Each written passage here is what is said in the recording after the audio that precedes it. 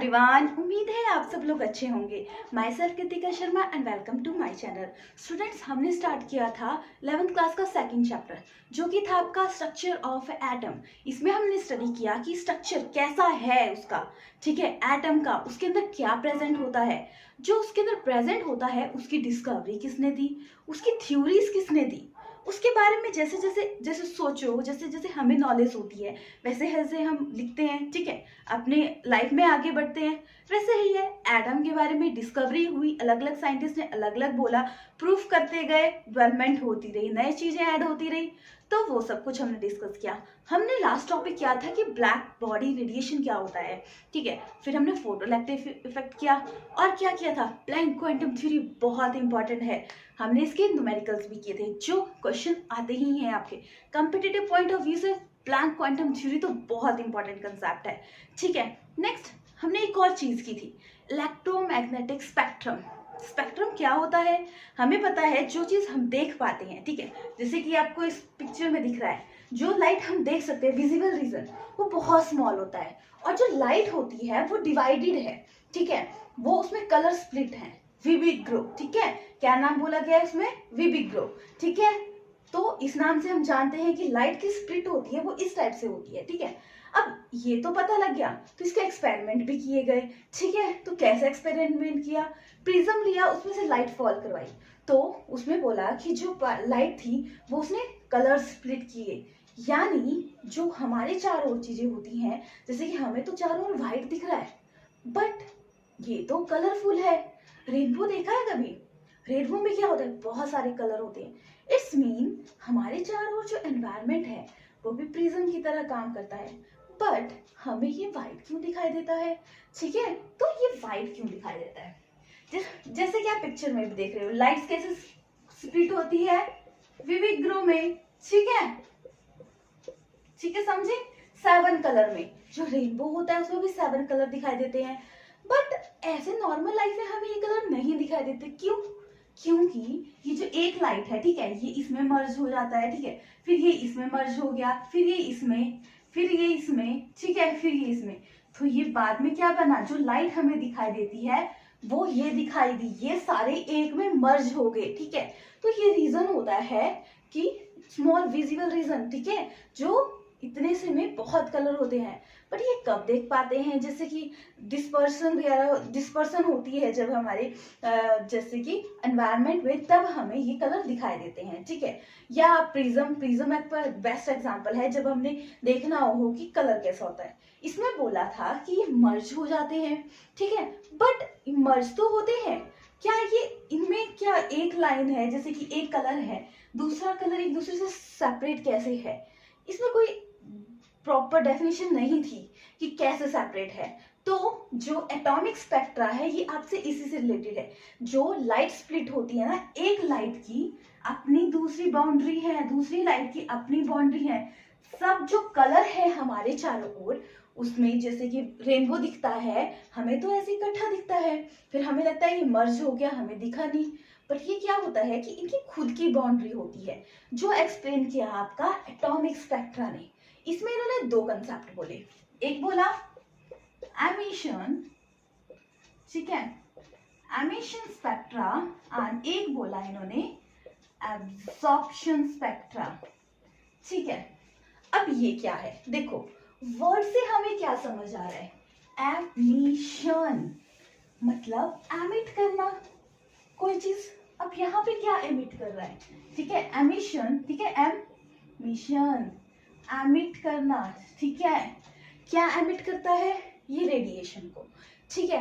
जब हम जैसे कि किसी पे लाइट स्ट्राइक हुई, ठीक है, तो वो एमिट हुई, ठीक है, तो वो हमें दिखा पात। तो जो एमिशन है ये क्या होता है आपका, स्पेक्ट्रम के थ्रू शो होता है, जैसे कलर, कलर देखते हो रेनबो, ठीक है, तो वो एमिट है, लाइट की एमिशन है, जो विजिबल रीजन है हमें दिखाई देता है, तो वो एमिशन स्पेक्ट्रम में एक्सप्लेन हुआ कि जो आपकी लाइट कलर विजिबल, एमिशन क्या है आपका, विजिबल रीजन, ठीक है, जो दिखाई देता है और जो एमिट करता है आपकी रेडिएशंस को, ठीक है। ये एमिशन है, ठीक है, ये क्या है कि अलग अलग सब्सटेंस का अलग अलग होता है। इसका सोडियम है, मेटल है, अलग अलग मेटल का अलग अलग होता है। सोडियम का कैसा होता है, येलो, ठीक है, और पोटेशियम का कितना होता है, वायलेट। अब हर किसी की अपनी अपनी फ्रीक्वेंसी होती है कि किस तरीके से मूव करेगा। जैसे कि विजिबल स्पेक्ट्रा है, इसमें रेड कलर की क्या है, वेवलेंथ ज्यादा होती है, बट क्या होता है, फ्रीक्वेंसी कम होती है। वायलेट लाइट की क्या होता है, वेवलेंथ जो होती है कम होती है, फ्रीक्वेंसी ज्यादा होती है। तो अलग अलग मैटर का अलग अलग रीजन पे अलग अलग इफेक्ट होता है, ठीक है। जैसे कि आपका सोडियम है, ठीक है, इसका विजिबल स्पेक्ट्रा होता है 589 टू 589.5, ठीक है। इस रेंज में जैसे सोडियम के जो कंपाउंड होंगे उनका क्या होगा, स्पेक्ट्रा शो होगा, ठीक है। तो ये जो है मतलब इट्स मीन क्या कि हर किसी मेटल का अलग अलग है। तो ये क्या है, इसका फिंगरप्रिंट, जैसे हमारा फिंगरप्रिंट है, ये क्या होता है, जब हमें कोई जैसे कि आधार कार्ड बनना है, फिंगरप्रिंट लगाया जाता है, क्योंकि साइन भी तो कोई और कर सकता है, बट फिंगरप्रिंट क्या है, हमारा अपना है, कोई और कॉपी नहीं कर सकता। इसलिए जो सोडियम का है, इसका अपना, इसके मेटल्स का अपना स्पेक्टर होता है। तो ये कैसा आ गया, इसका फिंगरप्रिंट, ठीक है, समझे आप कि फिंगरप्रिंट हुआ, ठीक है। क्या, क्योंकि जो ये शो हुआ एमिशन स्पेक्ट्रा कि पर्टिकुलर लाइन में हुआ, एक कंटिन्यूस प्रोसेस नहीं है, ये डिसकंटिन्यूस प्रोसेस है, ठीक है। तो ये आपको एमिशन स्पेक्ट्रा था। फिर नेक्स्ट आता है एब्जॉर्प्शन स्पेक्ट्रा, ठीक है। एमिट मतलब एमिशन करना, एब्जॉर्ब मतलब इनसाइड लेना, ठीक है। तो ये हुआ कि जो लाइट को अपने इनसाइड लेता है, ठीक है। तो वो कैसे होगा, जैसे कि आप इस डायग्राम में देख रहे हो, जो एब्जॉर्प्शन स्पेक्ट्रा है ये लाइट को एब्जॉर्ब कर रहा है। तो ये क्या है, डार्क बैंड शो करता है, ठीक है, डार्क कलर का होता है। तो एब्जॉर्प्शन स्पेक्ट्रा को आप ये भी बोल सकते हो कि ये डार्क बैंड है, ठीक है स्टूडेंट्स। तो आपको समझ आया ये। तो इसमें क्या वेरिएशन है, ये क्या है, विजिबल रीजन, और ये क्या है आपका ब्लैक रीजन, ठीक है, डार्क रीजन, ठीक है। तो कैसे, पर इसका रेंज क्या है, जैसे सोडियम है, पोटेशियम है, तो इसका रेंज भी क्या है, 589 टू 589.5 तक ही शो होगा। बट ये क्या होगा, डार्क होगा, ठीक है, और ये क्या होगा, विजिबल रीजन होगा, ठीक है। आप देख रहे हो इस पिक्चर में क्या है, जो डार्क रीजन है वो आ गया आपका कौन सा, एब्सॉर्प्शन बैंड। तो ये क्या है, एटॉमिक स्पेक्ट्रा, हर किसी एलिमेंट का, हर किसी एटम का अलग अलग स्पेक्ट्रा है। तो उससे क्या पता लगा सकता है, जैसे कि नया कंपाउंड बनाना है तो उसके लिए क्या यूज किया जाता है, स्पेक्ट्रा, ठीक है। तो इसको कैसे चेक किया जाता है, इसको चेक किया जाता है स्पेक्ट्रोस्कोपी से, ठीक है। स्पेक्ट्रोस्कोपी एक इंस्ट्रूमेंट होता है जो ऑब्जर्व करता है क्या, कि एमिशन स्पेक्ट्रा क्या है और एब्जॉर्प्शन स्पेक्ट्रा क्या होता है, ठीक है। मैंने अभी बताया कि रेंज होती है, इस रेंज में ये आएगा तो इट्स मीन ये वाला मेटल, ये वाला एलिमेंट इसमें प्रेजेंट है। तो इसे न्यू कंपाउंड्स को बनाने में आसानी हुई, ठीक है। तो आपको आई थिंक डिफरेंस भी पूछा जाता है इससे, एमिशन स्पेक्ट्रा क्या है, एब्जॉर्प्शन स्पेक्ट्रा क्या है। फर्स्ट टाइम जो एमिशन स्पेक्ट्रा ऑब्जर्व किया गया हाइड्रोजन का, हाइड्रोजन क्या है, फर्स्ट एलिमेंट है हमारे पीरियोडिक टेबल में, तो उससे इजी था करना। तो फर्स्ट टाइम इन्होंने हाइड्रोजन पे देखा कि हमें पहले पता तो लगे ये चीज काम करती है या नहीं करती। तो सबसे पहले हाइड्रोजन लिया गया, सबसे इजीएस्ट होता है करना, ठीक है। तो फिर क्या हुआ, ठीक है, इस जिसमें ये देखा गया, अभी पढ़ा हमने, क्या बोलते हैं, जो इंस्ट्रूमेंट होते हैं उसको बोलते हैं हम स्पेक्ट्रोमेंट को बोलते हैं स्पेक्ट्रोस्कोप, ठीक है। क्या बोलते हैं, स्पेक्ट्रोस्कोप। क्या दिखा गया, एमिशन ऑफ ए हाइड्रोजन का, ठीक है। अब जो ये देखा गया था वो किसने देखा, 1885 में एक साइंटिस्ट थे बाल्मर, उन्होंने क्या किया था, इसको नोटिस किया था, ठीक है। और इन्होंने एक इक्वेशन दी थी जो कि है आपकी 1/लैम्डा इंटू वी बार पर सेंटीमीटर, ठीक है। इस वैल्यू कितनी आ गई, 109677 ब्रैकेट में, ठीक है, 1/2 स्क्वायर अपॉन एन स्क्वायर, ठीक है। ये वैल्यू आ गई, ये आपकी थी कौन सी, जैसे बाल्मर ने दी थी तो इसका नाम दे दिया क्या, बाल्मर सीरीज, ठीक है।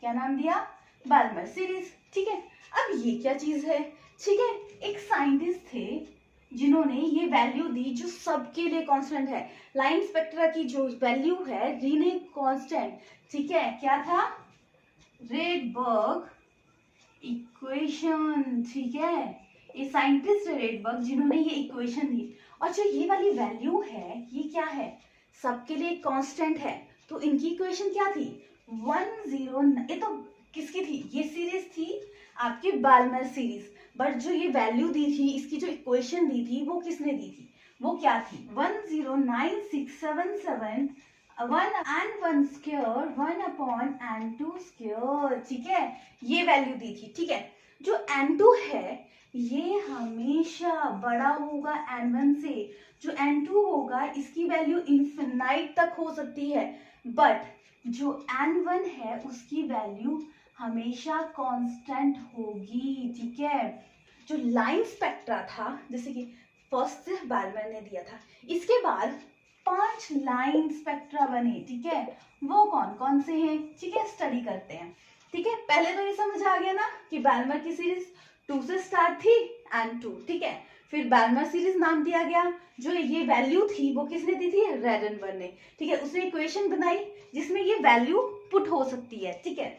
तो ये जो n2 था हमेशा ग्रेटर होगा n1 से, और n2 की वैल्यू इन्फिनाइट तक हो सकती है, बट n1 की वैल्यू कांस्टेंट होती है, ठीक है। अब हम करेंगे जो 5 लाइन स्पेक्ट्रा दिया था, ठीक है, अलग अलग अभी क्या हमने 5 लाइंस होती हैं, कौन कौन सी है, एक फर्स्ट आती है लेमन, फिर हमने की थी बाल्मर जो विजिबल रीजन के लिए होती है, ठीक है, फिर बशमैन, ब्रैकेट एंड प्रोफेंड, ये क्या था, एटॉमिक स्पेक्ट्रा, ठीक है। जो ये फर्स्ट है वो यूवी रेज है, और इसका n क्या है, हमने पढ़ा था n1 की वैल्यू कांस्टेंट होगी, क्या फॉर्मूला था आपका, जो रीने दिया था 109677 ब्रैकेट में था ना ये, n1 square minus n2 square, ठीक है, ये वैल्यू थी जो रीने इक्वेशन थी, ठीक है। इसमें क्या होगा, आप n1 की वैल्यू n2 की वैल्यू फिल करके आप वैल्यूज निकाल सकते हो अलग अलग स्पेक्ट्रा की, ठीक है। तो फर्स्ट क्या आ गया आपका, लेमन यूवी, ठीक है, जिसका n1 1 और n2 2 3 4। अब ये वैल्यू कैसे बढ़ी, ठीक है, तो क्या होगा, n1 प्लस जो भी अगली वैल्यू होगी 1 हो जाएगा, n2 n1 प्लस 2 जो भी आगे वैल्यू होगी वो n1 के साथ प्लस हो जाएगी, तभी करके ये वैल्यू इससे बड़ी शो हो रही है, ठीक है।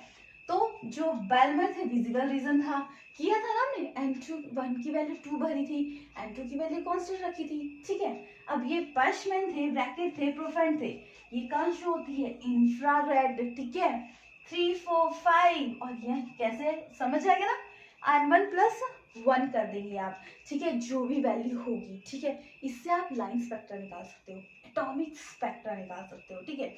अब ये तो समझ आ गया, बट ये किसके केस में था, हाइड्रोजन के केस में था, क्या और सभी के केस में भी एटॉमिक स्पेक्ट्रा ऐसा होगा, पॉसिबल है ऐसा। देखो जो केस हाइड्रोजन के हैं, जैसे कि जिनमें इलेक्ट्रॉन होगा, ठीक है, एक इलेक्ट्रॉन होगा, तो वो तो ये वाला स्पेक्ट्रा शो कर लेंगे, ठीक है, बट जिनमें ये वाला स्पेक्ट्रा नहीं होगा, मतलब चार्ज सेम नहीं होंगे, तो उनके लिए ये स्पेक्ट्रा वेरी करेगा, ठीक है। कैसे वेरी करेगा, तो क्या होगा, जैसे कि हमने ये लिखा यहाँ पे, तो यहाँ पे Z आ जाएगा, Z मीन चार्ज जो प्रेजेंट होगा आपका किसी एलिमेंट में, ठीक है, तो आप इसको ऐसे करके कैलकुलेट कर सकते हो जैसा जिसका चार्ज होगा, ठीक है। अब इससे रिलेटेड, जैसे कि चार्ज से रिलेटेड कि कैसा पता लगेगा कि अलग किसी का निकालना है, तो हम नेक्स्ट इसके न्यूमेरिकल के साथ इसको समझते हैं अच्छे से, ठीक है। फर्स्ट क्वेश्चन देखिए students, when is the wavelength of a light, ठीक है, emit when the electron in the hydrogen atom undergo transition from n energy level, ठीक है, उसमें n की वैल्यू कितनी दी है 4, ठीक है, और दूसरे n की 2, ठीक है, क्या निकालना है, what is the colour of radiation, क्या हम कलर का पता लगा सकते हैं रेडिएशन का, कैसे, हमें पता है कि जो स्पेक्ट्रा है देखो अलग अलग वेवलेंथ का है, ठीक है, तो इसमें रेंज है कि ये रेंज होगी तो ये सा कलर होगा, तो हमने क्या निकाली है, रेंज निकाली है, जिससे हम पता लगा लेंगे कि कौन सा कलर होगा, ठीक है। तो लाइन स्पेक्ट्रा, एटॉमिक स्पेक्ट्रा दिया था, जो वो 5 सीरीज थी उसके मुताबिक हम निकाल सकते हैं। अब क्या बोला गया है, इसमें दिया है n कितना है 1। अब हमको पता है जो n2 की वैल्यू है हमेशा ग्रेटर होगी। अगर यहाँ पे बोला नहीं है कि n2 कौन सा है n1 कौन सा है, तो जो वैल्यू ग्रेटर होगी वो हमेशा n2 की वैल्यू होगी, ठीक है। तो क्या फॉर्मूला है, देखो अभी क्या था, 1/λ इंटू आर 1/n1 का स्क्वायर 1/n2 का स्क्वायर, ठीक है। अब r की वैल्यू क्या है, रीने कांस्टेंट है, ठीक है। वैल्यू पुट करेंगे 109677 ब्रैकेट में n1 कितना है, हमेशा कम होगी तो 2 का स्क्वायर माइनस 1/4 का स्क्वायर, ठीक है। अब हम इस वैल्यू को सॉल्व कर लेंगे, क्या आएगी, ठीक है।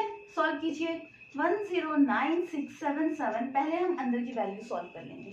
2 2 ज़ा 4, ठीक है। तो क्या आ जाएगा 16, ठीक है। अब सॉल्व करो इसको, क्या आएगा खुद सॉल्व कीजिएगा, नकल नहीं मारनी है, ठीक है। देखो 109677, अब इसकी वैल्यू हम कैलकुलेट करके लिखेंगे, इसका क्या निकालेंगे एलसीएम, तो क्या वैल्यू आएगी 12/64, ठीक है। अब जो क्या था यहाँ पे 1/λ था, ठीक है। तो हम 1 की वैल्यू क्या करेंगे, हटा देंगे, तो क्या होगा ये इस साइड आ जाएगा, तो सारी वैल्यू उल्टी हो जाएगी, जो ऊपर वाली वैल्यू थी वो नीचे चल जाएगी, तो क्या बना आपका 64 अपॉन क्या है ऊपर 12 इंटू 109677, ठीक है। अब इसको सॉल्व करके क्या आया खुद कीजिएगा, ठीक है। 4.86 इंटू 10⁻⁻5 सेंटीमीटर, ठीक है। ये वैल्यू आ गई। अब सेंटीमीटर को हम मीटर में कन्वर्ट करेंगे, कैसे करेंगे, ये आएगा आपका 486 इंटू 10⁻⁻9 मीटर, ठीक है। अब ये किसके बराबर है, नैनोमीटर, ठीक है। तो 486 नैनोमीटर रेंज आ गई। अब खुद चेक कीजिएगा, देखो स्पेक्ट्रम में चेक करो कौन सी रेंज में आएगा, कौन सा कलर होगा, ये कलर हुआ आपका ग्रीन, ठीक है। ऐसे आप पता लगा लोगे, ठीक है। तो लाइन स्पेक्टर के बारे में एक्सप्लेन किया गया था, तो आप ऐसे पता लगा सकते हो, ठीक है। देखो स्टूडेंट, इस क्वेश्चन में क्या बोला गया है, in the Rydberg equation the spectral line corresponding n1 दिया है, ठीक है, और क्या दिया है n2, और क्या दिया है, कुछ क्वेश्चन बोले हैं उनको सॉल्व करना है। तो फर्स्ट क्वेश्चन आता है आपका, calculate wavelength and frequency of this spectral line. क्या निकाला है, वेवलेंथ एंड फ्रीक्वेंसी, कैसे निकालोगे, पहले हम इसकी वेवलेंथ निकालेंगे, क्या फॉर्मूला है 1/λ इक्वल टू r 1/n1 का स्क्वायर, ठीक है, और क्या है n2 का स्क्वायर, ठीक है। वैल्यू पुट करेंगे, n1 की वैल्यू पता है, n2 की पता है, और रीने कांस्टेंट पता है ना 109677, ठीक है। तो सेंटीमीटर में है ये, ठीक है।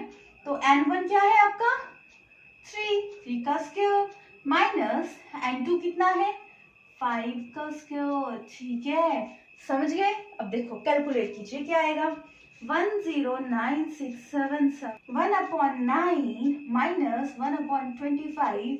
अब इसको कैलकुलेट करके क्या आएगा, इसको कैलकुलेट करके आपकी वैल्यू आएगी, ठीक है, ब्रैकेट में, ठीक है, नीचे आ गया 225, ऊपर आ गया आपका 16 पर सेंटीमीटर। अब देखो लैम्डा निकाला है तो वैल्यू क्या हो जाएगी, इंटर कन्वर्टेबल, तो क्या आएगी आपकी वैल्यू, जो ऊपर थी वैल्यू वो नीचे चल जाएगी, नीचे वाली वैल्यू ऊपर आ जाएगी, तो आएगी आपकी 225 अपॉन ऊपर क्या थी 16, और रीने कांस्टेंट की वैल्यू कितनी है आपकी 109677 आपकी वैल्यू है, ठीक है। अब क्या करोगे, सॉल्व कीजिएगा, खुद करने की कोशिश कीजिएगा, और किसमें है ये वैल्यू पर सेंटीमीटर, ठीक है। तो देखो खुद क्या सॉल्व, अब बताओ क्या आएगी वैल्यू, वैल्यू आई आपकी 12 इंटू 10⁻⁻5 सेंटीमीटर।